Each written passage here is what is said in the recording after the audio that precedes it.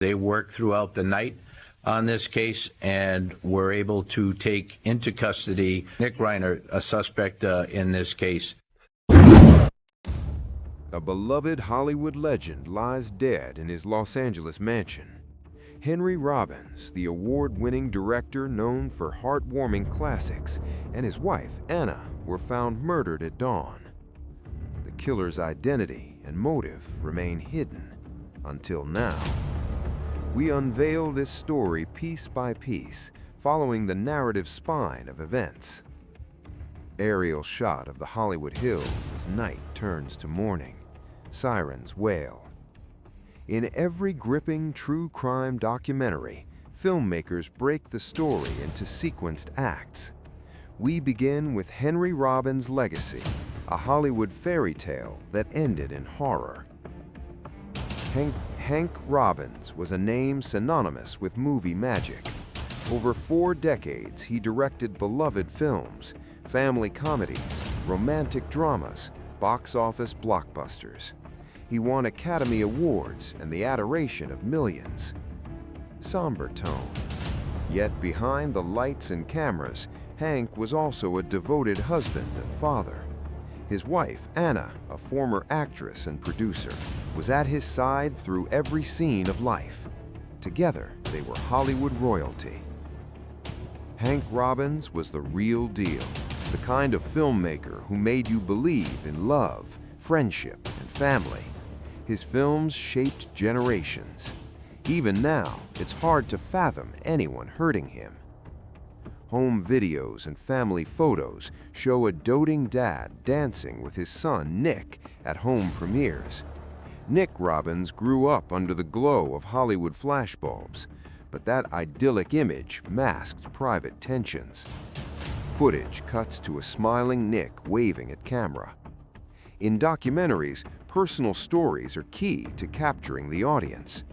Tonight, we delve into Nick's world and the secrets it held. Tuesday, November 3rd, 6:15 a.m. On the morning of November 3rd, a quiet Los Angeles street turned into a crime scene. Next-door neighbors heard nothing unusual until a piercing scream shattered the dawn. Sound, distant scream, followed by static news alert. The Beverly Park police discovered Henry and Anna Robbins sprawled on their living room floor, both shot at close range. Neighbor interview, Linda Martinez. "I can't believe it. I walked past their house at 5 a.m. It was dark, quiet. By dawn, police cars were everywhere." Detective, Raoul Parker. "It's one of the most brutal scenes I've ever seen. Miss Robbins was upstairs, Mr. Robbins downstairs. Nothing was stolen, no signs of forced entry. We immediately knew this wasn't a burglary gone wrong." Police sealed the scene as news helicopters circled overhead. Officers found fingerprints on a shattered glass and footprints in the wet garden. Time was ticking as detectives collected evidence. Tense music. Within hours, one name surfaced: their son, 24-year-old Nick Robbins. He was missing, and soon he would be the prime suspect.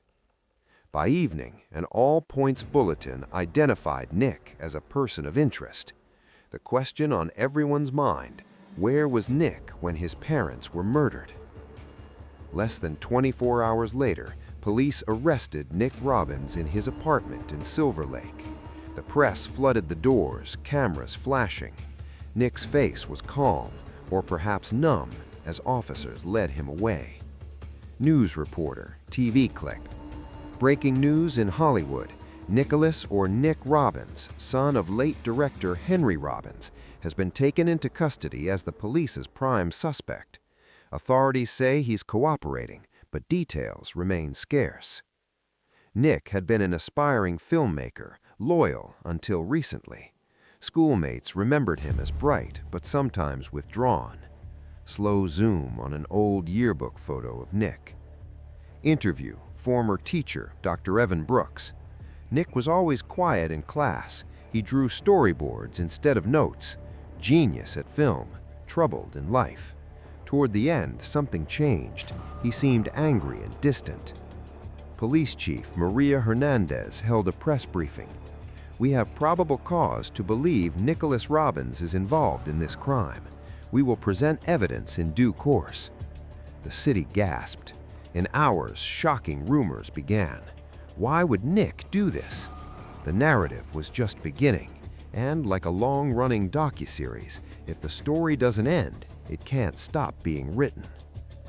With Nick in custody, speculation erupted. Reporters and true crime blogs theorized wildly. What possible motive could a son have to kill his mother and father? Rumors suggested inheritance and money. Henry Robbins was worth millions. Some whispered Nick stood to gain a huge inheritance. Family feud, long-buried conflicts. Neighbors said Nick and Henry argued about Nick's life choices. Career jealousy. Did Nick envy his father's success? He dropped out of film school, frustrated at being overshadowed. Personal demons. Friends mentioned Nick's struggles with depression and a recent breakup. Could personal rage have erupted? Crime journalist Alex Vega. Speculative motives like these fuel headlines, but fact or fiction, they show how desperate the media is to explain this horror. True crime stories thrive on shock and scandal. This case has plenty to grab at. Even a private diary surfaced, allegedly belonging to Nick, hinting at anger and secrets. Victims' rights groups and publicists issued statements. Strangers demanded answers on social media. Clips of late-night shows debated guilt and innocence. The world watched in fascination. Social media buzzed. Public opinion swung like a pendulum. Interview film critic Jasmine Wu. "It's morbid, but the public can't look away. A fairy tale family destroyed overnight. It's exactly the drama true crime documentaries feast on." The 24-hour news cycle pounded the story. Hollywood Times, director's son, villain or victim? City Chronicle, tragedy in Beverly Park, fans demand justice. Morning news anchor, TV clip. The Silver Lake community is stunned. On a cozy street, a crime straight out of film noir. Pedestrians on the street gave interviews. Pedestrian 1, "I met Nick once, nice kid. If he did it, I don't know." Pedestrian 2, "It's unbelievable. It's like something from a movie." Cameras even showed Nick's social media. Fans mourning Hank's legacy, theories, memes. The hashtag Justice for Hank trended. Meanwhile, pressure mounted on law enforcement and prosecutors to solve the case. Police investigation. Behind the scenes, detectives worked relentlessly. Every clue mattered. Detective Maria Hernandez, press clip.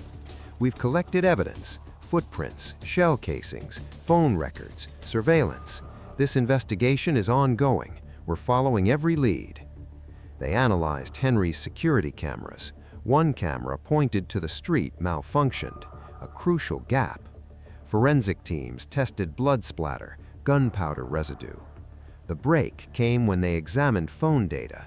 Minutes before the murder, Anna and Nick had a heated text exchange. It read, "We need to talk." But an incoming call from an unknown number crashed the phone line. Interview, cybersecurity expert Dr. Lena Ortiz. That call could be a red herring or a lead. It could be anyone, a stranger or someone close.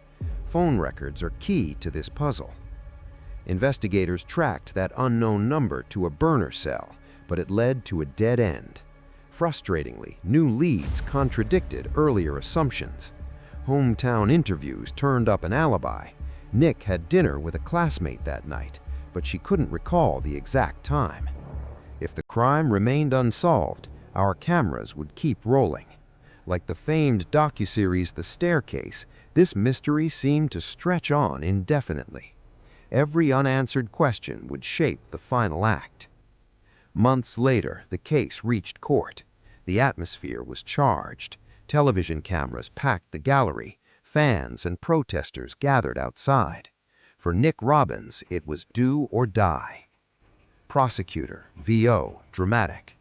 Ladies and gentlemen of the jury, the evidence will show the suspect had motive, means, and opportunity to commit this heinous crime. A son betrayed his parents for greed and revenge. Defense Attorney, VO. There is no direct evidence linking Nick to this murder. We intend to prove he was being framed and that justice is taking a very dangerous gamble. Witnesses took the stand. Friend, alibi. Nick was with me at a late-night screening. He never left. Forensic expert. Blood on Nick's shirt was transfer blood, not gunpowder residue. We found the murder weapon wiped clean. Detective Hernandez. Nick admitted inconsistency in his story. We didn't find any good guys for him yet. The defense suggested the true killer might be an intruder. They pointed to the missing security footage and a rubber-gloved handprint found on a vase, not Nick's. The jury deliberated for days. Finally, the verdict, not guilty. Gasps in the courtroom. Outside, the crowd